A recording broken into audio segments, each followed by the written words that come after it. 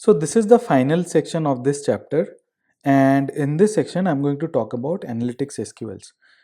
Analytics SQLs are also complex, but these are a little different than the SQLs that we have seen so far, because these SQLs are typically used for data analytics and data analysis and business analysis purposes. The first thing that I want to start with is materialized views. And in the previous topic, I talked about views. So, what is a view? View is a place to store the definition of an SQL statement. So, whenever you run a select star on a view, the SQL statement is executed, no results are stored. But the materialized view is similar, except that here the results are also stored. So we create a view, the result would actually be stored somewhere in the storage. Now, why do you do that? Because there may be scenarios wherein you have very complex SQL statement. To execute that SQL statement, maybe it take a few minutes, maybe 15 minutes, 20 minutes, or 1 hour, etc., to get the output. Now, if you are executing that SQL statement multiple times, let's say in a single day, you execute the same SQL statement or multiple different complex SQL statements 6 to 7 times a day. Let's say the total execution time is 7 hours. Now, if you run it on a daily basis, every day, 7 hours would go just to execute the same SQL statement over and over again to get the records from the storage and show you the output. Instead of that, we can store the output physically in some other place and run a select star on top of it. So it is partially similar to view because materialized view also stores the definition of the SQL statement. But in addition to that, it also stores the data of the output of the select statement. So next time, if you run the select statement, not the materialized view, it will be returned from the materialized view because the database engine would know that there's a materialized view created on top of this select statement. So it will go ahead and fetch the results directly from the materialized view, and it would save your execution time a lot. Now, instead of maybe 1 hour per query, now it will take 15 minutes per query. You are not only saving time, you are saving compute resources also. So that is the advantage of materialized view, and it is used a lot in data analytics, data engineering, BI reporting, etc. in various places.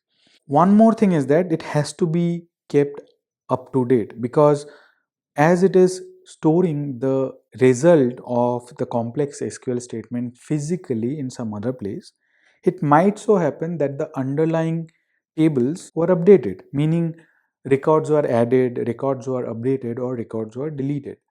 Keeping that in line, we have to update the materialized view also.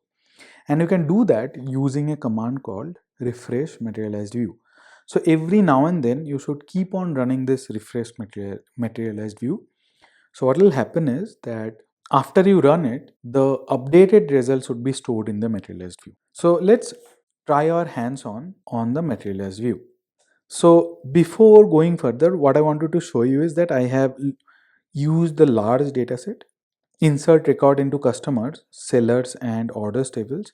Now customers table has 10,000 rows, sellers table has 1,000 rows, and orders table has 1 million rows. Let's go ahead and run a very complex SQL statement wherein I'm going to join all the three tables, and also I'll mention some conditions. All right, so this is the SQL statement that I'm going to run now. O.order ID, C.customer ID, O.order date, getting the delivery date, price, getting the customer address, email, phone, seller address, etc., etc., from orders, customers, and sellers. And there's the inner join. So we have equality condition on customer ID in the order table and customer ID on the customer table, seller ID of the order table, and seller ID of the sellers table. And I'm mentioning additional conditions here. The first condition is where seller country is in France and Singapore, and the customer date of birth is more than 1990. So let us go ahead and try to execute it. So it's a very large output. Again, it did not take too much of time because still the data set is pretty small. But now what we can do is that we can create a materialized view on top of it. So let's say create,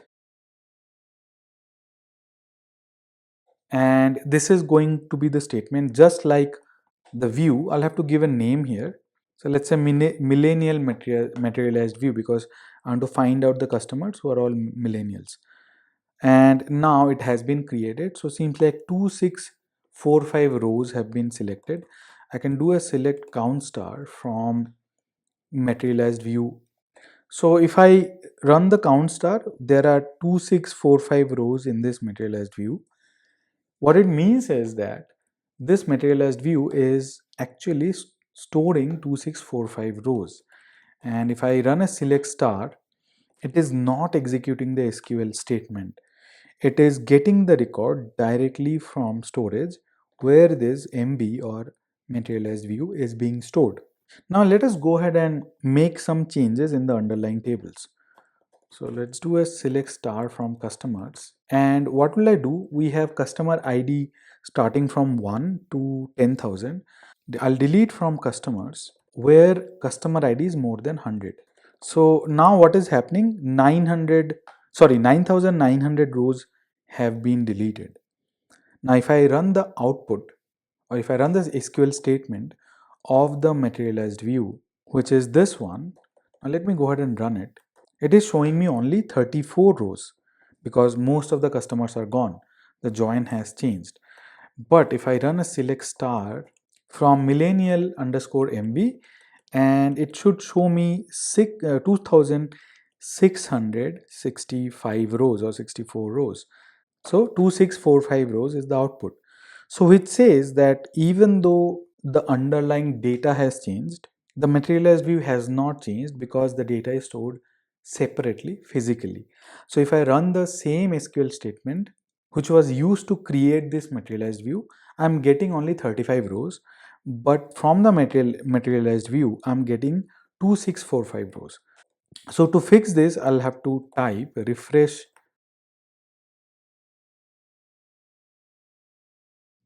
So now I have refreshed the materialized view, and now if I run a select star from this MV, I should see only 34 rows.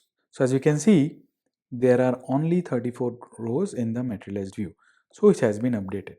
So it might not seem very advantageous, show us the result set, but it becomes a bottleneck when the number of rows are very high, maybe 100 million, 200 million, etc.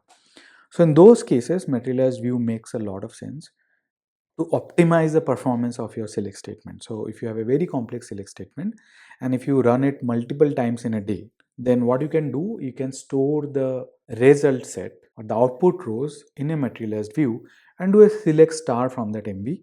So the SQL statement will not run anymore. It will go ahead and fetch the records directly from the storage.